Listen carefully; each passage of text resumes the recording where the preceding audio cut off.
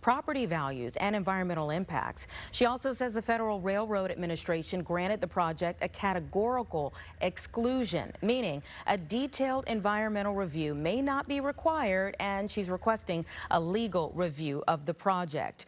The proposed facility could affect White Sox parking as soon as next season, while raising broader questions about whether relocating Amtrak operations could factor into plans for a potential new Sox Stadium in the South Loop.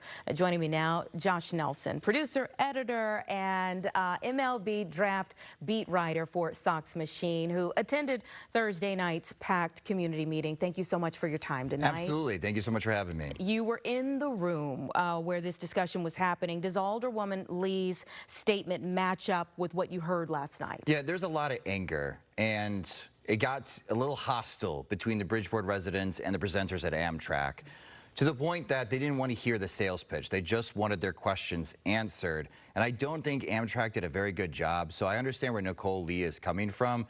Amtrak could use another week to be better prepared, because I do not think they sold this project well to residents. What were some of the residents' biggest concerns? The biggest question is why? Why is this happening to Bridgeport? This is an industrial project that's being implemented into a heavily residential area. And we did receive a statement from the Chicago White Sox, and they have said they have not had any communications about Amtrak about their plans for Bridgeport, which involved 2 of their parking lots. So there's so much uncertainty, and there's really no benefit to the neighborhood right now that Amtrak has been able to present. So all the questions really stem, why is Amtrak doing this? And Amtrak is really struggling to answer that question. And what do we know? And I saw your article. What do we know about this 24/7, where the 24/7 facility would be located, how close it would be to actual homes, and Rate Field? So there's 2 branches that they're going to be implementing. The south branch is the biggest focus. This is between 33rd and 35th on Shields and Normal, and that's square if you look at Google Maps. And the rail yard is currently owned by Union Pacific. They have an agreement with Amtrak to sell it to Amtrak. This rail yard splits lots C and G at Rate Field.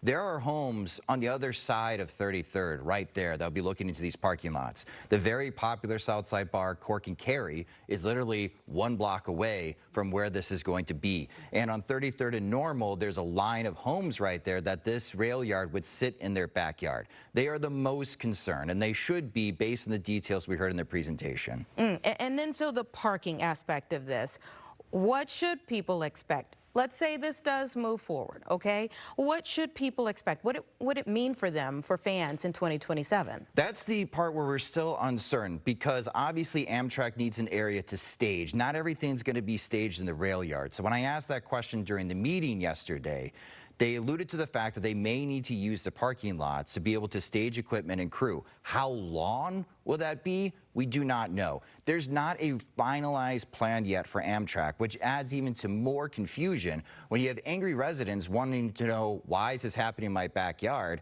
And you can't explain why, and you can't explain how it's going to look. That just makes residents even more frustrated. And with Alderwoman Lee now calling to delay next week's meeting, what answers are the residents demanding from Amtrak, from public officials? So right now, I think best situated for Amtrak is to come up with the design. So what they said the next step after they finalize the purchase from Union Pacific is that they will get get the permits and final design of the structure. Once they have that, they need to present what the building plan is going to be. I think that's what residents are being kept in the dark.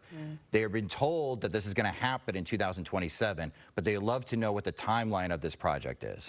One more question for you. I mean, what do we know that is confirmed? And I think this is kind of like the elephant in the room, you know?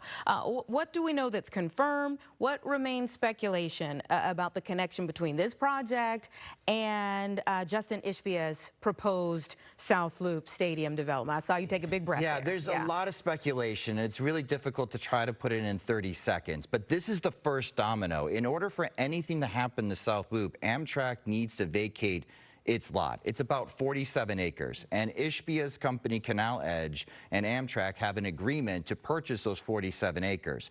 Once Amtrak vacates that space, then Ishbia and whatever other companies he creates can start building there. So until Amtrak moves out, it's all speculative what's next, but Amtrak let the cat out of the bag in their April presentation at UIC by saying this is dedicated space for a new White Sox stadium, and that's what we're all running with.